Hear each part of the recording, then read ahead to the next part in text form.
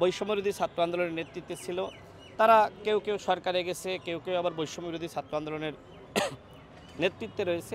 তো সেই জায়গায় আসলে সরকারের সাথে এক ধরনের প্রত্যক্ষ এবং পরোক্ষ সম্পর্ক এই জাতীয় নাগরিক কমিটি এবং বৈষম্যবিরোধী ছাত্র আন্দোলনের তৈরি হয়েছে।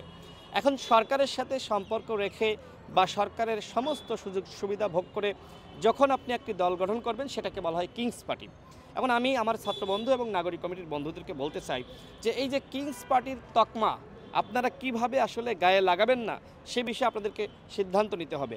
এখন যারা ছাত্রদের পক্ষ থেকে সরকারে আছে, তারা যদি পদত্যাগ করে, তাহলে কিন্তু একটি মীমাংসা হয়ে যায় যে আসলে সরকারের সাথে এই নতুন যে দল আসবে সেই দলের কোনো সম্পর্ক নাই। এখন তারা পদত্যাগ করতে পারবে কি না, সেটি আসলে দেখার বিষয়। আমরা মনে করি অবশ্যই ছাত্রদের দল গঠন করার অধিকার আছে, কিন্তু রাষ্ট্রীয় সুযোগ সুবিধা ব্যবহার করে দল গঠন করলে অন্যদেরকে অবমূল্যায়ন করা হবে। কারণ কি? কারণ এই অভ্যুত্থানের মালিক শুধুমাত্র বৈষম্যবিরোধী ছাত্র আন্দোলন বা জাতীয় নাগরিক কমিটি না।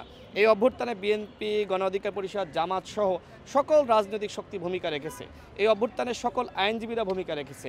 এই অভ্যুত্থানে সাংস্কৃতিক শিল্পীরা ভূমিকা রেখেছে। এই অভ্যুত্থান সবার। সুতরাং এই অভ্যুত্থানকে এককভাবে দখল করার কোনো সুযোগ নাই। ৭১-এর পরে যেটি হয়েছিল যে শেখ মুজিবের নেতৃত্বে সব কিছু দখল করা হয়েছিল, ঠিক একইভাবে যদি এইবারও সব কিছু দখল করা হয় একটি গোষ্ঠী সেটি করে, সেটি আসলে অন্যায় এবং অনুচিত হবে। আমরা মনে করি ছাত্রদের উচিত একটি দল গঠন করা, তবে সেই দল যেন সরকারের সুযোগ সুবিধা ভোগ করে না হয়।